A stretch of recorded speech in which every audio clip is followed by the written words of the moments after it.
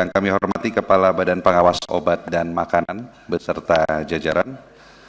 Nah, karena itu sebetulnya kalau lihat PP 86 2019 sudah jelas, Pak, siapa yang terlibat di dalam draft Perpres tentang penjaminan keamanan dan mutu pangan. Oleh karena itu, mengapa Badan POM ini tidak kita dorong aja, Pak, urusan penjaminan keamanan dan mutu pangan. Bapak kan lebih enak itu, karena infrastruktur Badan POM ada di mana-mana, instrumennya ada, personilnya ada, standarisasinya jelas. Wong UMKM aja mau buat pangan olahan aja dikontrol oleh BPOM, harus dapat izin BPOM. Semuanya kan sebenarnya untuk keamanan pangan.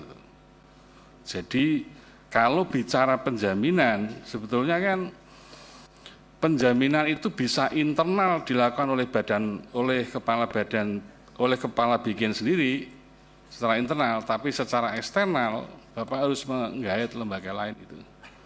Oleh karena itu dasar PP ini, maka menurut saya, ini masukan loh Pak ya, maka Badan POM diberi otoritas ke situ. Mulai dari mana? Mulai dari proses awal sampai akhir. Itu menurut saya. Nah, apa yang dilakukan sudah baik itu. Kalau saya compare, menjamin itu kan bisa proses-proses terlibat dalam pelatihan, narasumber, itu kan proses, Pak. Tapi ada disebut dengan assessment of, menilai, hak otoritas menilai. Kalau memang SPPG dianggap tidak layak dan membahayakan, BPOM bisa rekomendasi, dan itu otoritas BPOM. Jadi kami harus fokus pada soal keamanan ini, jangan sampai anak-anak kita keracunan.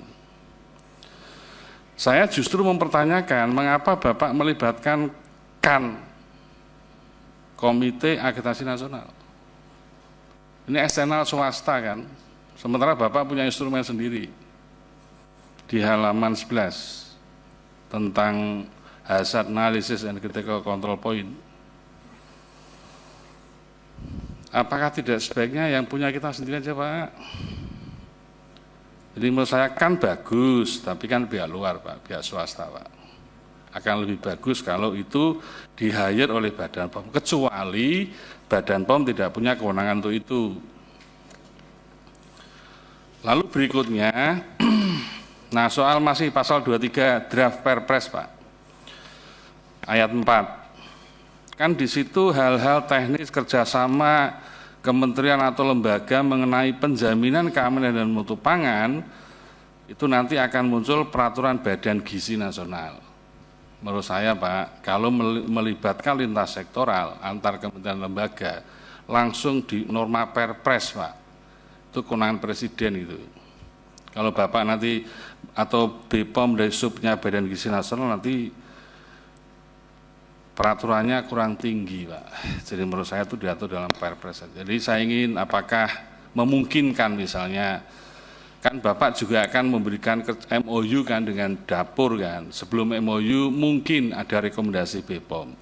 Selama pelaksanaan pemberian makanan bergizi kok ternyata ada unprocedural dari dapur yang tidak memenuhi standar keamanan pangan, maka sebelum kerjasama disebut ada penilaian dari BPOM. Itu akan lebih jelas di dalam fungsi Badan POM terkait dengan penjaminan keamanan dan mutu pangan.